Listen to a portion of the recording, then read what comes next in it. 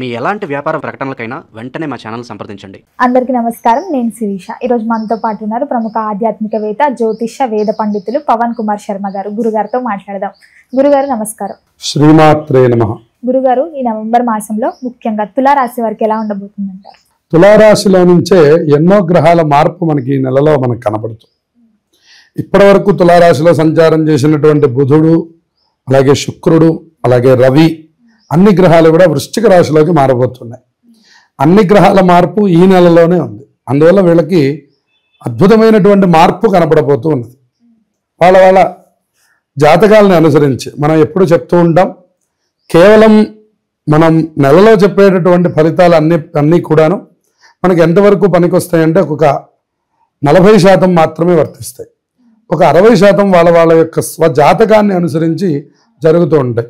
ఉదాహరణకు మీరు చెప్పింది ఏది మాకు జరగలేదండి అంటే మీ జాతకంలో దానికి అనుకూలమైనటువంటి కాలం ఉంది కాబట్టి అది అలా పూర్తయింది అని అర్థం. సార్వత్రికమైనటువంటి రాశిలో జరిగేటటువంటి గ్రహ ఫలితాలు అనేటటువంటివి మనకి 40 నుంచి 50% మాత్రమే ఇవి వర్తించేటటువంటి అవకాశాలు ఉంటాయి. సరే, మనం తులారాశి వారి యొక్క గమనాన్ని కనుక చూస్తే ఇందులో నుంచి సుమారుగా 3 గ్రహాల మార్పు ఈ నెలలోనే జరుగుతుంది. ఒకటి శుక్రుడు 2వ తారీఖు మారుతున్నాడు. 15వ తారీఖు బుధుడు వక్రగతిలోకి మారుతున్నాడు. అలాగే సూర్య భగవానుడు మనకి 20వ తారీఖు మార్పు జరుగుతుంది. మొత్తం మీద ఈ 3 గ్రహాలు వృశ్చిక రాశిలోకి ప్రవేశించడం అనేటటువంటిది గమనించినప్పుడు ఈ రాశి అంతా కూడా ప్రస్తుతానికి ఖాళీ అయ్యి ఇప్పటిదాకా ఉన్నటువంటి యొక్క స్థితి నుంచి ఒక చిన్న మార్పుని వీళ్ళు చూడబోతున్నారని చెప్పాలి. అది శుభం వైపుకే జరుగుతున్నది. ఎందుకంటే ద్వితీయంలోకి శుక్రుడు వెళ్ళడం, ద్వితీయంలోకి బుధుడు వెళ్ళడం అనేటువంటిది అద్భుతమైనటువంటి యోగం. ఎప్పుడైతే రవి ద్వితీయంలోకి ప్రవేశించాడో ఆయన కూడా ఇక్కడ ఉండడం కంటే ద్వితీయంలో ఉండడం మంచిది. భార్యాభర్తల విషయంలో కొద్దిగా సానుకూలం ఉండకపోవడం మనకు కనపడుతూ ఉన్నది. అలాగే మనకి పంచమంలో రాహు యొక్క సంచారం, దానివల్ల కొద్దిగా సంతానానికి సంబంధించినటువంటి ఆరోగ్య సమస్యలు మనకు తెలుస్తుంది. ఏదో పిల్లలకు కాస్త బాగాలేదు అని అనుకోవడం, పిల్లలకు సంబంధించినటువంటి విషయాల్లో డబ్బులు ఎక్కువ ఖర్చు పెడుతూ ఉండడం, ఈ రకమైనటువంటి స్థితి ఈ రాశి వారికి సూచిస్తున్నది. అలాగే 6వ స్థానంలో ఉన్నటువంటి శని యొక్క బలం చాలా బ్రహ్మాండంగా ఉండడం వల్ల వాళ్ళకి ఉద్యోగాది విషయాల్లో మాత్రం ఏ రకంగానూ లోటు కనపడడం లేదు. మంచి ధైర్య సాహసాలతో వాళ్ళు చేయవలసినటువంటి పనిని వాళ్ళ యొక్క తెలివితేటలతో, వాళ్ళ యొక్క స్వయం ప్రవృత్తితో చక్కగా ఆ కార్యక్రమాలన్నీ పూర్తి చేసుకోవడం, ఎప్పట్లాగానే వాళ్ళకి కీర్తి ప్రతిష్టలు యథావిధిగా ఉండడం, విధానం అంతా కూడా చాలా చక్కగా తులారాశి వారికి కనపడుతుంది. అలాగే గురుగారు, కొంతమంది ఉద్యోగం మానాలనుకుంటారు, వేరే ఉద్యోగాల్లో చేరాలనుకుంటారు. ఈ మాసం వీళ్ళకి ఏమైనా అనుకూలంగా ఉందా? ఉద్యోగస్తులకి అద్భుతమైనటువంటి కాలం అని చెప్పాలి. ఎందుకంటే తులారాశి నుంచి 10వ స్థానంలో గురుడు ఉచ్చ స్థితిలో ఉన్నాడు. 6వ స్థానంలో శని అద్భుతమైన యోగాన్ని ఇస్తున్నాడు. ద్వితీయంలో శుక్రుడు యోగిస్తున్నాడు. ఈ విధంగా చూస్తే మనకి చక్కటి లాభస్థానంలో కేతువు. సాఫ్ట్వేర్ రంగం వాళ్ళకి కొద్దిగా అనుకూలమైనటువంటి కాలం. వాళ్ళకి ఏదైతే పనులు అనుకుంటున్నారో అది కొంత విజయవంతమయ్యే కాలం సూచిస్తున్నది. అలాగే విదేశీ ప్రయాణాలకు సంబంధించి కూడా అనుకూలం సూచిస్తున్నది. ఎవరైతే ఇంతకాలం ఉద్యోగం లేకుండా బాధపడుతున్నారో వాళ్ళకు కూడా కొత్త ఉద్యోగాలు వచ్చే అవకాశాలు కనపడుతున్నాయి. చక్కగా ఇంటర్వ్యూలు అవుతూ ఉంటాయి. గతం మీద కాలం ఉద్యోగస్తులకి అనుకూలం అని చెప్పాలి. గురుగారు, అలాగే ముఖ్యంగా చూసుకుంటే విద్యార్థులకు ఎలా ఉండబోతుందంటారు? మరి విద్యార్థులకు కూడా ఇది అనుకూలమైనటువంటి కాలం. అలాగే పరీక్షాది విషయాల్లో కొద్దిగా జాగ్రత్తలు తీసుకుంటే నిత్యకృత్యమైనటువంటి చదువులో మాత్రం ఏ రకమైన ఆటంకాలు కనిపించడం లేదు. మంచి శుభయోగాలే కనబడుతుంది. అలాగే గురుగారు, వివాహం జరిగి సంతానం లేని వారికి సంతాన యోగం ఉందా? అలాగే సంతానం కలిగిన వారికి వాళ్ళ పిల్లల భవిష్యత్తు ఎలా ఉండబోతుందంటారు? సంతానం కలిగినటువంటి వారికి వాళ్ళకి ఉజ్వలమైనటువంటి భవిష్యత్తు కనబడుతున్నది. వాళ్ళకి ఎప్పుడు కూడా వాళ్ళకి సంబంధించే వీళ్ళు ఎక్కువ తాపత్రయాన్ని ప్రకటిస్తూ ఉంటారు.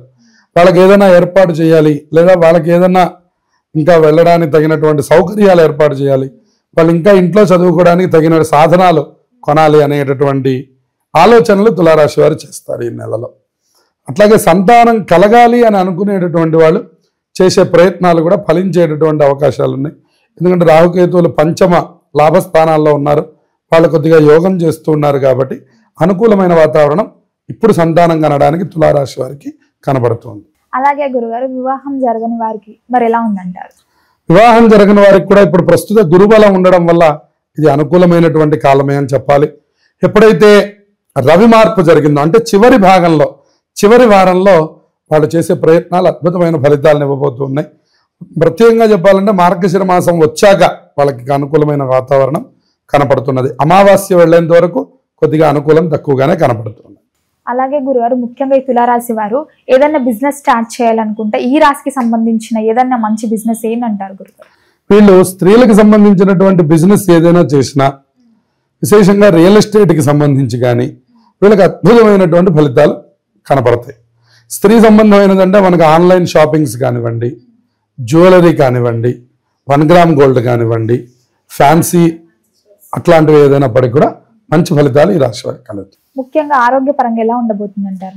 ఆరోగ్యపరంగా చిన్న చిన్న జాగ్రత్తలు తీసుకోవాల్సిన అవసరం ఉంది. రవి ఇప్పటిదాకా జన్మరాశిలో ఉన్నారు.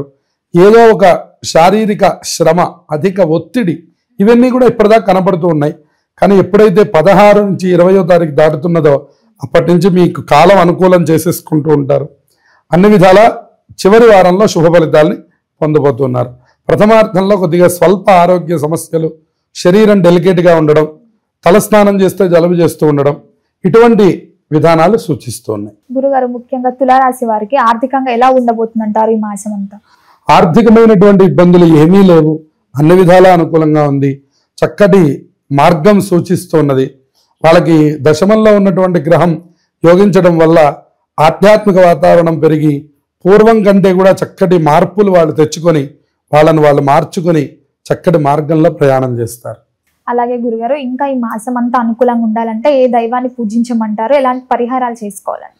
వీళ్ళకి ప్రత్యేకంగా మనం గమనించినట్లయితే గ్రహస్థితిలో సూర్యుడి యొక్క బలం బాగా తక్కువగా ఉంది, అలాగే శుక్రుడి బలం తక్కువగా ఉంది. అందువల్ల కొంత ఆదివారాలు కొద్దిగా సూర్య నమస్కారం చేస్తూ ఉండడం, రోజు రాగి చెంబులో కొద్దిగా నీరు తీసుకుంటూ ఉంటే ఆరోగ్య ఆర్థిక విషయాలు అనుకూలమవుతాయి. నవంబర్ నెలంతా కూడా ఆధ్యాత్మికమైనటువంటి మాసం కింద చెప్పాలి. ఎందుకంటే ఇందులోనే కార్తీక మాసం నడుస్తున్నది. ఇందులో అనేకమైనటువంటి పర్వదినాలు ఈ నవంబర్ నెలలో మనకి కనబడుతున్నాయి. అందులో మనం ముఖ్యంగా గమనిస్తే నవంబర్ 1వ తారీఖు కార్తీక శుద్ధ ఏకాదశి కనబడుతున్నది. దానికి మనం ఉత్థాన ఏకాదశి అని పిలుస్తారు.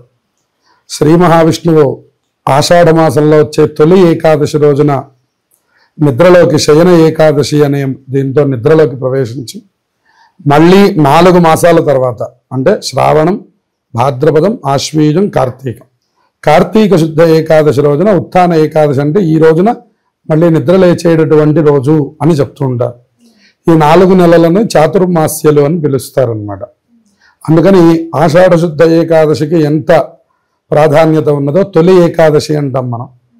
అట్లాగే ఇక్కడ కూడా అంతే ప్రాధాన్యత ఉంది. అది ఈసారి మనం 1వ తారీఖు శనివారం రోజున మనం చూడబోతున్నాం. ఇక తర్వాత 2వ తారీఖు క్షీరాబ్ది ద్వాదశి అంటారు.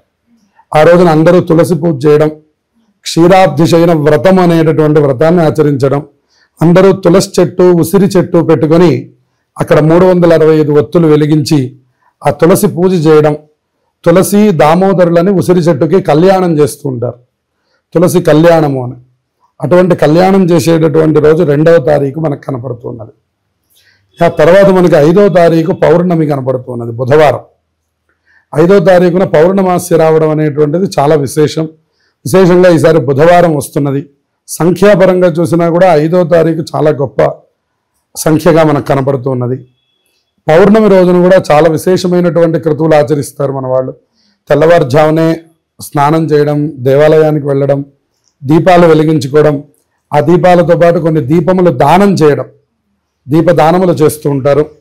అలాగే దేవాలయంలో శివుడికి అభిషేకం చేస్తూ ఉండడం, అలాగే ఎన్ని వీలైతే అన్ని దీపాలు పెడుతూ ఉండడం, ఉదయం నుంచి సాయంత్రం వరకు ఉపవాసం ఉండడం, సత్యనారాయణ స్వామి వ్రతం చేస్తూ ఉండడం, ఇలా మనకి అనేకమైనటువంటి ఆధ్యాత్మిక కార్యక్రమాలకి కార్తీక పౌర్ణమి అత్యంత విశేషమైనటువంటిది. ఇక సాయంకాలానికి వచ్చేసరికి జ్వాలాతోరణం అని చేస్తారు. శివాలయాల్లో ఒక గడ్డితో వెలిగించినటువంటి ఒక జ్వాల మధ్యలో నుంచి శివపార్వతుల యొక్క ఉత్సవమూర్తుల్ని అటు ఇటు తిప్పుతారు. దాన్ని జ్వాలాతోరణం అంటారు. అది దర్శనం చేస్తే ఒక 10 జన్మలలో చేసిన పాపం పోతుంది అని చెప్తారు. అది కూడా ఈసారి మనకు 5వ తారీఖు మనకు కనపడుతున్నది. ఇక తర్వాత మనకి 8వ తారీఖు సంకష్టహర చతుర్థి ఉన్నది. సంకష్టహర చతుర్థి మనకి ప్రతి నెల వస్తూ ఉంటుంది. కానీ కార్తీక మాసంలో, శ్రావణ మాసంలో, మాఘ మాసంలో ఇటువంటి వాటికి ప్రత్యేకతల్ని చెప్పారు. కార్తీక మాసంలో వచ్చేటటువంటి సంకష్టహర చతుర్థి మళ్ళీ 8వ తారీఖు శనివారం రాబోతున్నది. అది కూడా చాలా విశేషమైనటువంటిది. ఎవరెవరైతే ఏలినాటి శనితో బాధపడుతున్నారో వాళ్ళు ఆ రోజున అందరూ ఉపవాసం ఉండి తప్పకుండా గణపతి ఆరాధన చేస్తే వాళ్ళందరికీ శని బాధలు తొలగిపోతాయని చెప్పారు. ఎందుకంటే మనందరికీ తెలిసిన కథ, శని భగవానుడు రోజు వచ్చి ప్రతి దేవతని కూడా ఆయన పీరియడ్ వచ్చినప్పుడు ఆయన తప్పకుండా ఆయన పీడిస్తాడు. అలా శివుడి దగ్గరికి రావడము మనకి తెలుసు. కానీ గణపతి దగ్గరికి వచ్చినప్పుడల్లా ఆయన రేపు రా అంటున్నాడు. ఆయన వచ్చిన ప్రతిసారి రేపు రా అంటున్నాడు. ఆయన ఎన్నిసార్లు చూసినా కూడా రేపు రా అంటున్నాడని చెప్పని ఆయన చివరికి వెళ్ళడం మానేసేట శని భగవాన్. అందుకని శని పీడలు ఉన్నటువంటి వాళ్ళకి గణపతి ఆరాధన చాలా విశేషమైనటువంటిది. గురుగారు, మొత్తం మీద ఈ నవంబర్ మాసంలో తులారాశి వారికి ఎలా ఉండబోతుంది, ఎలాంటి పరిహారాలు చేయాలి, ఏ దైవాన్ని పూజించాలో తెలియజేసినందుకు ధన్యవాదాలు. శుభమస్తు.